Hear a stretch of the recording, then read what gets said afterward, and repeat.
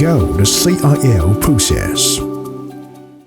The raw ore is fed into the raw ore silo and enters the drawer crusher through the rod feeding machine. After crushing, the crushed product is sent to the single-cylinder corn crusher for secondary crushing through the one-belt conveyor, and the secondary crushed product is sent to the vibrating screen through the two-belt conveyor. The product on the screen returns to a multi-cylinder corn crusher for final crushing through the three-belt conveyor, and the final crushed product is fed into the vibrating screen through the two-belt conveyor to form a closed circuit. The product under the screen is sent to the powder ore bin through the four-belt conveyor. The material in the powder ore bin is fed to the five-belt conveyor by the electromagnetic vibration feeder and then conveyed to the first stage grade-type ball mill. The ore discharged from the ball mill is fed into the double-screw classifier. The big size from classifier returned to the ball mill, and the overflow of the classifier enters the slurry tank. The slurry pump conveys the slurry to the cyclone for inspection and classification, and the sand deposited by cyclone returns to the second stage overflow mill to form a closed circuit. The output of the second stage mill enters the slurry tank, and the cyclone overflows to the next section.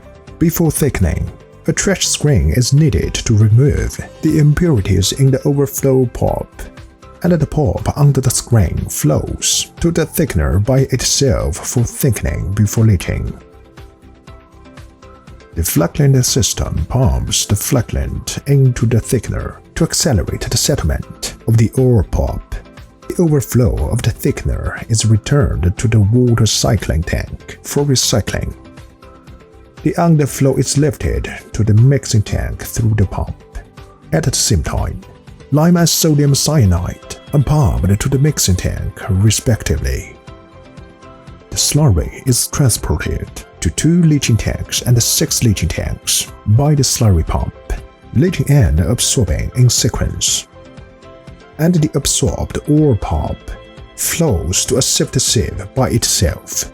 The carbon on the sieve is recycled, and the pulp under the sieve enters the mixing tank to prepare for tailings dry discharge.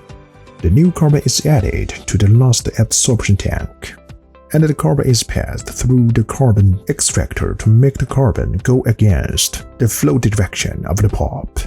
Move the carbon from the back absorption tank to the previous tank one by one, and finally the gold-loaded carbon and the pulp are taken out from the first absorption tank.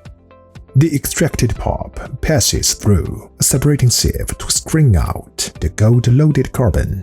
The pulp under the sieve flows back to the adsorption tank by itself, and the gold-loaded carbon on the sieve is sent to the analysis and electrolysis workshop for processing.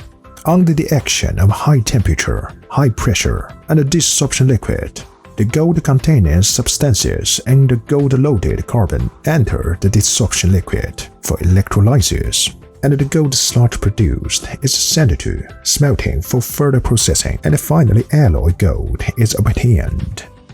After the slurry is fully stirred by the mixing tank, it is pumped into the filter press to fill up the filter chamber, and the filtered clean water is discharged from the filter press and returned to the cycling system for recycling.